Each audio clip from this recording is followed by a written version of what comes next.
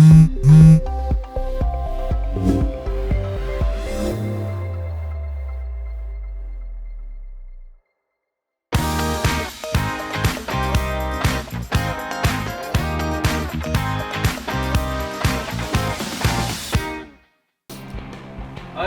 안녕하십니까. 안녕하세요. 새해 복 많이 받으시고. 복 많이 받으시죠. 예, 반갑습니다. 반갑습니다. 네, 잘 지내셨죠? 네, 잘 지내고 있습니다.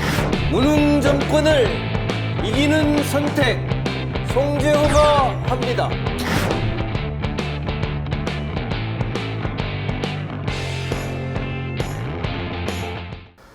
제22대 국회의원 선거가 다가왔습니다. 바야흐로 정치의 계절입니다. 출사표를 던진 예비후보들은 유권자의 표심을 잡기 위해 동분서주하고 있습니다. 더불어민주당과 국민의힘, 여야 각 정당들은 본선 진출자를 가리기 위해 공천 심사를 본격화하고 있습니다. 제중의 소리가 후보자의 면면을 자세히 소개하기 위해 저 출마합니다를 코너를 마련했습니다. 오늘은 제주시 갑 선거구에서 재선에 도전하는 송재호 예비후보를 만나보도록 하겠습니다. 네, 안녕하십니까 예비후보. 예, 아유, 반갑습니다. 반갑습니다. 송재호님, 2020년에 이어서 2024년 이제 재선 도전인데요. 재선에 나오게 된 이유, 어떤 이유가 있습니까? 제가 다시 출마한 거는 해야 할 일이 첫째 많기 때문인데, 해야 할 일이라는 게 21대 국회에서 네. 이제 마무리된 것도 있지만 네. 계속 이어서 22대까지 해야 될 게 있고요. 네. 또 새롭게 변화하는 환경 속에서 우리가 찾아서 네. 또 새로운 것을 덧붙여야 될 일도 있습니다. 크게 말해보면 국가적으로는 제가 우리 민주당과 또 대통령이 준 국가균형발전위원장직이 네. 11장의 위촉장이 있는데 제가 6장을 받을 만큼 이 일에 천착해 왔습니다. 그리고 균형발전이라고 하는 거는 뭐 모든 유권자들이 다 알다시피 지방소멸 시대에 네. 전 국토가 다 함께 잘 살아야 되니까 매우 중요한 주제고, 이 부분은 아직도 할 일이 너무 많아서 네. 이 부분에 대한 맡은 바 책임을 네. 제가 기회가 되면 다 해야 되지 않느냐 하는 게 전체적으로 제가 해야 될 일 중에 하나고요. 또 지역적으로는 제주도가 도세가 뭐 1%다. 네. 또 늘 제주도가 서울의 입장에서, 중앙의 입장에서 특별법을 통해서 개발해 오고 네. 특별법을 통해서 관리해 왔지 않습니까? 맞습니다. 그래서 뭐 제주특별자치특별법이든 우리 제주 4.3 특별법이든 이게 아직 완결된 형태가 아니거든요. 네. 이것이 제대로 가도록 완결을 해야 되고, 특별자치도 더 많은 특례도 가져와야 되고, 또 지난 18년 동안 부족한 것도 우리가 시장 직선제처럼 수선도 좀 해야 되고, 우리 제주 4.3 특별법도 지금 명예회복까지는 되지만 배보상이 진행되는데, 이것도 윤석열 정부 때 와보니까 감시를 잘 하고 이렇게 독려하지 않으면 자꾸 늦어지고, 맞습니다. 또 중간에 사상을 폄훼 왜곡하고 또 자꾸 헛소리하고 이런 친구들이 많아서 이 4.3 과정도 정의롭게 가기 위해서 계속 우리가 노력을 해야 되는, 그래서 이 두 가지를 지역적으로 계속 좀 뒷받침을 해야 되고, 또 무엇보다 지역의 민생이 어려운데 네. 이 어려운 민생을 제주만의 힘으로 돌파하기는 또 쉽지 않습니다. 그래서 중앙에서 법을 통해서라든가 예산을 통해서 네. 오영훈 도정이 또 우리 도의회가 잘 가도록 네. 지원할 것을 지원해야 된다. 이런 것들이 제가 포괄적으로 출마를 하게 된 거고요. 제가 서울에서 이렇게 해보니까 역시 그 제주도는 국회의원도 3명밖에 없고, 네. 또 제주에 대한 관심은 많은데 그것을 우리의 또 지원으로 연결하기 위해서는 역시 좀 힘센 중진이 필요하다, 이런 생각을 강력하게 합니다. 그래서 가능하면 재선 3선에 도전하도록 하는 것이 굉장히 낫겠다. 또 제가 여기까지 오는 동안에 국가균형발전위원장이든 또 국회의원이든 알고 보면 제가 제주도이고, 네. 또 제주도민이 저한테 베풀어준 그런 은덕덕되게 된 게 많아서 이런 부분들에 대해서 제가 공을 갚는 것도 네. 정치인으로서의 마지막 책무라고 생각을 합니다. 예, 우리 제주시 갑 선거구의 경우 본선보다 더 치열하게 경선이 이루어지고 있습니다. 뭐 의혹 검증, 한편에서는 의혹 검증이라는 말도 있지만 또 지나친 네거티브라는 말도 있습니다. 우리 후보님이 이에 대한 입장과 후보 본인이 강점 말씀해 주십시오. 예. 우리 민주당에서 이제 공관위에서 면접을 하는데 이명백 공관위원장이 직접 제주도 갑은 왜 그렇게 네거티브가 심해서 예. 민주당이 지향하는 바가 공정한 경선이고 이런 건데 걱정이 크다. 네. 예비 후보들에게 물어볼 만큼 사실 전국적으로도 이 우리 제주갑이 아주 핫한 곳입니다. 물론 후보자가 도덕성을 검증하고 뭐 이런 것들에 대해서 당연한 거지요. 후보자를 검증하는 것은. 그러나 제가 볼 때 지금 이번 선거의 우선 시대 정신은 증오의 정치, 혐오의 정치는 절대 이거는 곤란하다는 게 국민의 합의인 것 같아요. 네. 우리 민주당의 이재명 대표가 피습, 흉기 피습을 이제 당해서 살인미수에 했고 또 그 배현진 네. 국회의원도 돌멩이 네. 했잖아요. 이런 것들이 다 알고 보면 적대 정치의 소산이어서 네. 이제 앞으로라도 우리가 정치권이 좀 혐오와 증오 네. 이런 거는 삼가자는 게 이런 게 시대 정신이라고 생각을 하고 네. 그런 상황에서 우리 제주갑이 네거티브라든가 이런 게 검증을 부실로 이게 심각하게 한 건 굉장히 우려할 만한 일이고요. 네. 이게 국민의힘과 우리 민주당과의 사이에 벌어진 게 아니라 민주당 내에서 벌어졌다는 게 저는 참 안타깝습니다. 왜냐하면 사실은 한 가족이거든요. 한 가족이 공정한 늘에서 또 선의에 또 앞으로 제주도를 위해서 무엇을 이런 걸 가지고 우리가 해야 되는데 이게 비방과 혐오 이런 것을 흐른 것은 안타까운 일이고 또 그걸 가족끼리 또 앞으로 원팀이 돼서 잘해보자 하는 것도 알고 보면 부끄러운 일입니다. 맞습니다. 형제끼리 싸우지 말자고 약속하는 가족이 없지 않겠습니까?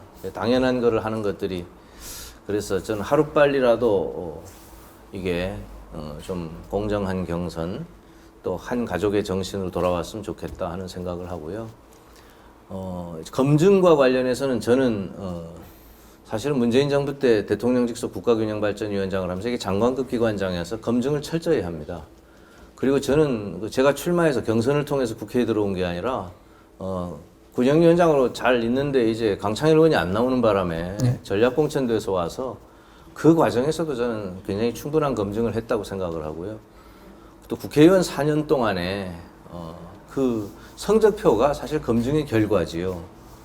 출석률도 저는 뭐 90% 가까이 되고 또 공약 이행률도 완수된 공약은 55%고 또 이행 중인 것까지 한 81% 이렇게 되고 네.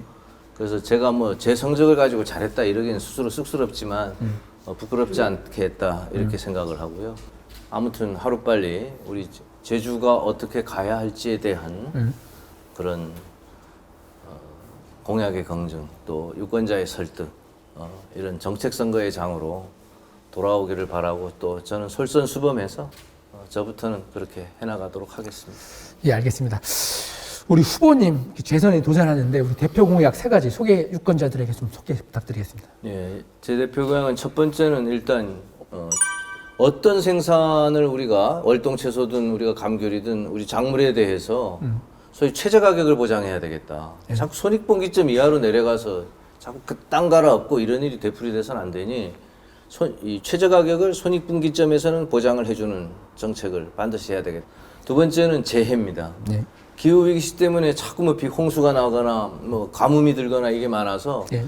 이것 때문에 우리 농민들이 가슴이 자꾸 타들어가는데 이 재해에 대해서 확실하게 이 보험 이게 재해보험법이 사실 있습니다. 이걸 제주도의 경우에 좀 강화해서 재해가 오더라도 최소한 작물을 뒤엎고 이 생산비는 건질 수 있도록 네. 이런 보험 장치를 반드시 해놔야 되겠다. 이 세 번째는 직불이 됐든 농민 수당이 됐든 농촌에 산다는 이유로 농업에 종사한다는 이유로 기본소득을 보장해야 되겠다. 사실 농업소득만 가지고는 기본적으로 생활하기가 어렵기 때문에 기본소득을 반드시 보장하는 것을 해야 되겠는데 이게 하나는 직불제 확대 또 하나는 농민수당의 소위 확대 이런 걸로 할 수 있는데 이 부분을 좀 올려서 해야 되겠고 이 3가지를 우리가 정부 전체, 대한민국 전체에 적용하기 어려우면 제주도의 경우라도 이 3가지의 모델을 우리가 만들기 위해서 특별자치법에다가 우리 제주 모델을 위한 별도의 우리 조항을 신설하는 일을 해야 되겠다 이렇게 생각하고요. 마지막으로는 이 농업에 우리 외국인 고용 문제가 이게 심각해서 외국인들이 와서 좀 힘든 일에는 종사할 수 있게 무리 없이 이 부분을 좀 터놔야 되겠다. 외국인 고용지원법을 우리가 제주도에 적용할 수 있게 그렇게 해서 농수축에 종사하는 우리 농민들이 이렇게 우리 제주도에서 1차 산업해서 먹고 살만하고 우리 아이들한테도 이거 시켜도 되겠다. 이 정도 해주는 게 첫 번째 공약이고요.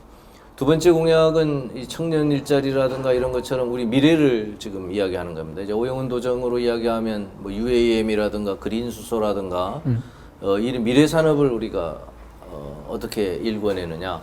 그리고 이것을 위해서 중견기업 20개를 이제 유치하겠다고 지사께서 이제 공약을 했는데 이 부분은 사실 서울에서 특례를 마련해주지 않으면 오기 어렵습니다. 예를 들면 영어교육도시처럼 영어교육도시라는 게 학교가 주식회사 형태로 해서 돈을 벌어도 좋다고 해서 성공한 모델 아니에요? 네. 제주도에만 우리 특별자치법을 통해서 특례를 몇 가지를 가져와야 되겠다. 대표적인 게 이제 분산에너지 특구 같은 건데 반드시 제주도는 분산에너지 특구로 재생해서 풍력 같은 재생에너지를 생산하는 경우에는 제주도가 육지와 다르게 네. 우리 마음대로 생산하고 마음대로 판매하고 또 마음대로 관련 기업을 유치하고 또 그것에 대해서 특별한 규제 개혁을 해주고 또 상속세라든가 법인세라든가 이런 거 면제해주고 이런 류의 여러 가지 특례를 제주도에 줘야 네. 제주도에 기업이 올 거고 그렇게 제주도에 오는 기업에 대해서는 한 35% 정도 제주도 인재로 의무 고용을 제가 특별자치법에 규정하려고 합니다.